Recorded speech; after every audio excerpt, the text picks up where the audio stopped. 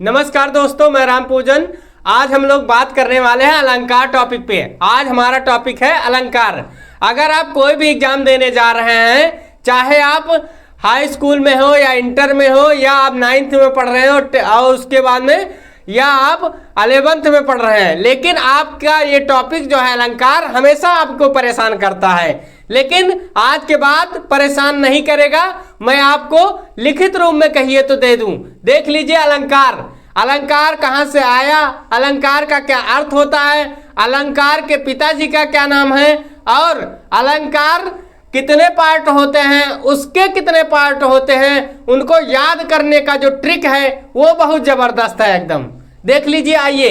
ये अलंकार है। अलंकार दो शब्दों से मिलके बना है। कौन से? आलम धन कार।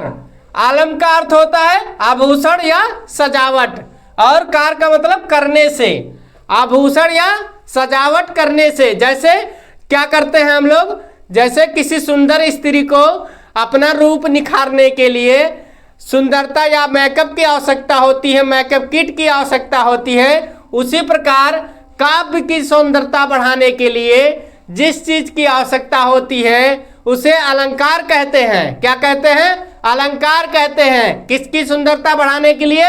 काव्य की सुंदरता बढ़ाने के लिए जिसका प्रयोग होता है उसे अलंकार कहते हैं। सजावट, आभूषण।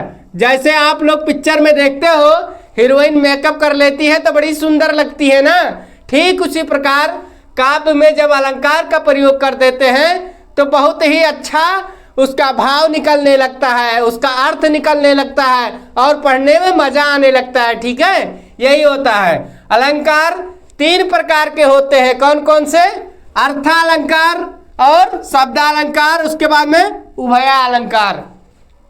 ये अर्थालंकार है, ये शब्दालंकार है और ये क्या है? उभयालंकार है।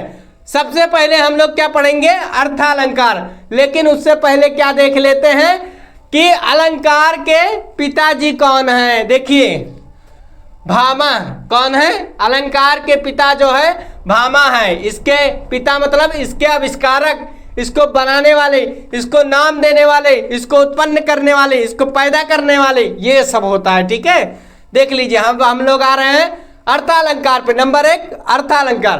अर्थालंकार में ढेर सारे टॉपिक हैं, लेकिन आपको जरूरी और इंपॉर्टेंट जो है वो 3 ही होते हैं। कौन कौन? अनुप्रास, यमक और श्लेष। अनुप्रास, यमक और श्लेष। कैसे?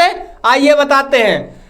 ये 3 ऐसे होते हैं, इससे क्वेश्चन किस प्रकार बनता है?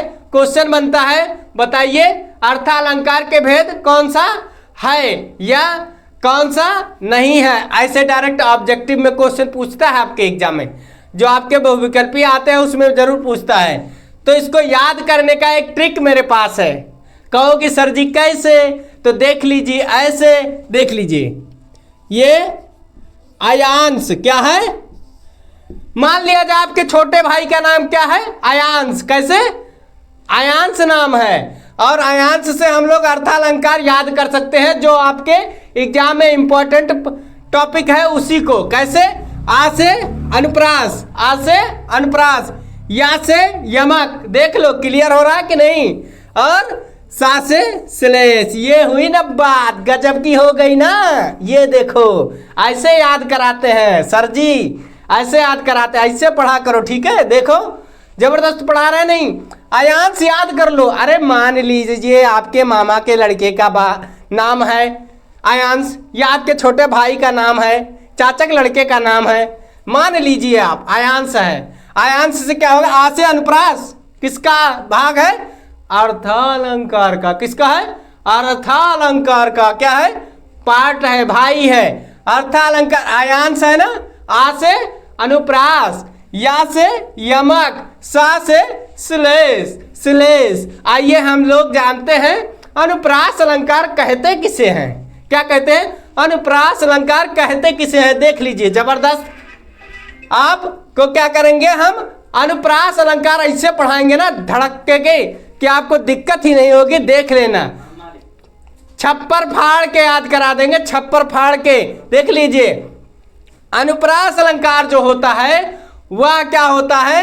एक प्रकार का जब वर्णों की आवृत्ति बार बार होती है, जब वर्णों की आवृत्ति बार बार होती है तो वहां अनुप्रास अलंकार होता है।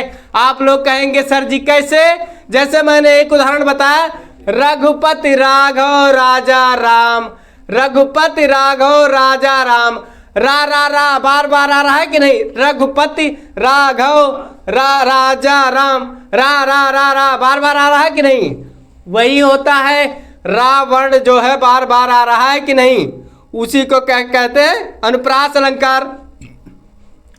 अगर आप सोच रहे हैं कि सर जी ये तो हम जानते थे, लेकिन ये बताओ, तनिण तनुजा तट तमाल तरुवर बहुछाए, तरण तनुजा तट तमाल तरुवर बहुछाए, ये क्या होता है? ये भी तो एक प्रकार का क्या है?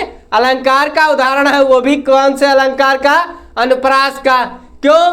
क्योंकि जो है ता की आवृत्ति बार बार हो रही है, वहां रा की आवृत्ति हो रही थी ना, वहां रा की आवृत्ति हो रही थी रघुपति राघव राजा राम में, यहाँ ता की आवृत्ति हो रही है। जैसे तरणी तनुजा तट तमाल तरुवर बहुछाए, क्या होता है?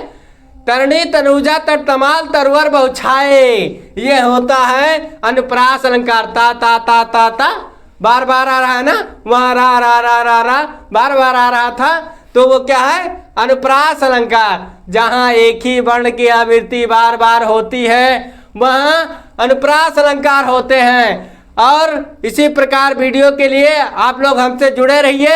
ये सब्सक्राइब कर दीजिए भैया, बहुत महान कृपा होगी, क्योंकि हम पढ़ाते नहीं हैं, एकदम दिमाग में ठोक के याद करवा देते हैं। परेशान होने की जरूरत है, हम डेली आते हैं और हिंदी लाते हैं, परेशान नहीं होना है, केवल सब्सक्राइब ठोकिए, सब्सक्राइब बस।